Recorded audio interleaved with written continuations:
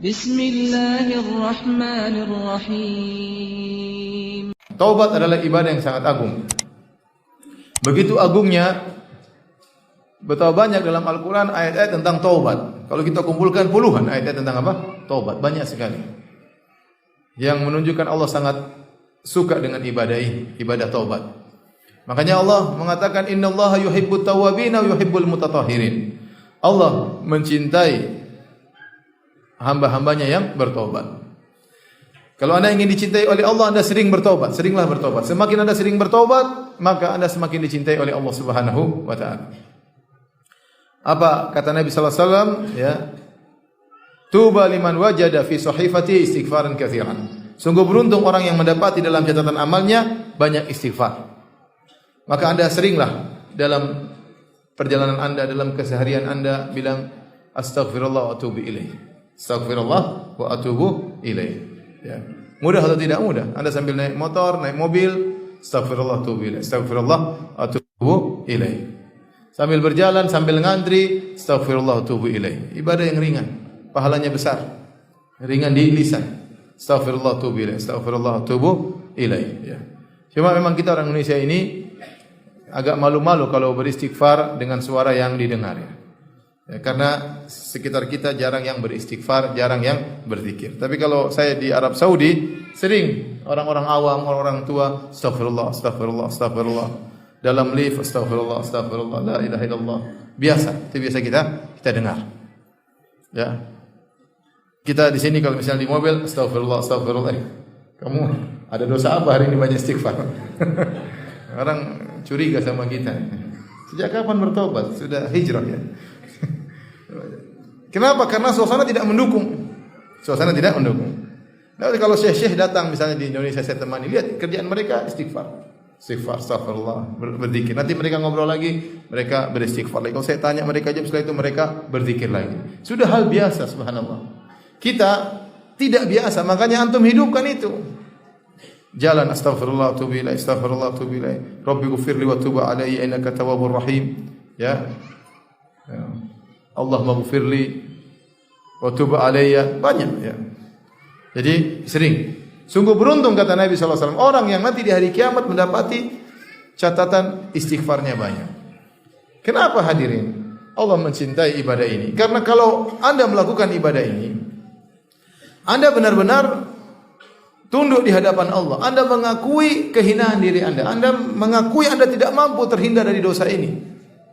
Dan pengakuan Anda, penghinaan diri Anda di hadapan Allah sangat dicintai oleh Allah Subhanahu wa taala. Karena itu bukti penghambaan Anda kepada Allah Subhanahu wa taala. Mengakui kesalahan Anda. Ini ibadah sangat dicintai oleh Allah Subhanahu wa taala.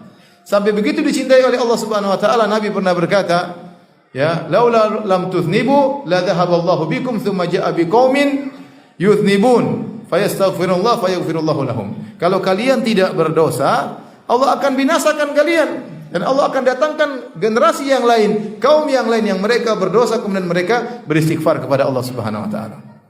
Jadi Allah suka jika Anda beristighfar kepada Allah Subhanahu wa taala. Ya. Sampai begitu cintanya Allah kepada orang yang bertobat, Allah sangat gembira. Sebenarnya dalam Sahih Muslim kata Nabi sallallahu alaihi wasallam, ya. Lallahu afrahu asyaddu farahan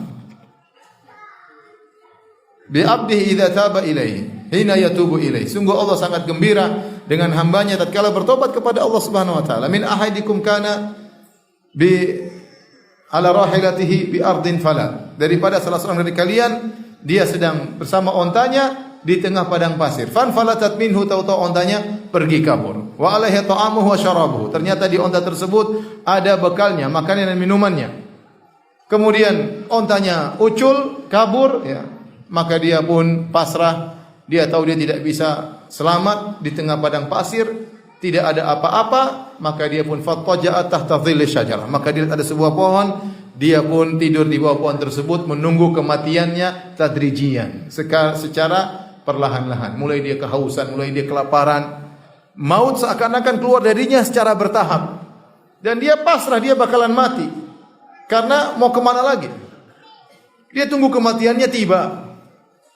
Karena onta yang diharapkannya sudah pergi, makanannya pun dibawa kabur oleh onta tersebut, minumannya pun dibawa kabur oleh onta tersebut. Seandainya ontanya kabur, makanannya ditinggalkan masih mending. Ontanya kabur, ucul sak makan makanannya, sak minumannya. Fa bainama huwa kadzalik, tatkala dia sudah pasrah, idza huwa biha qa'imah, tiba-tiba ontanya tadi muncul kembali. Masya Allah, bayangkan orang sudah menyangka dirinya bakalan mati, tahu-tahu apa? Ada kesempatan untuk hidup kembali. Maka dia segera fa akhadha bi khitamiha, maka dia pun pegang tali kekang unta tersebut agar tidak ucul lagi. Saking gembiranya dia berkata bersyukur kepada Allah, Allahumma anta abdi wa ana rabbuk. Ya Allah, sungguh benar engkau adalah hambaku dan aku Tuhanmu ya Allah. Kata Nabi sallallahu alaihi wasallam, akhta'a min syiddatil farah, dia salah ngomong karena saking apa? Gembiranya. Ini gembiranya yang bisa digambarkan orang paling gembira di dunia orang ini.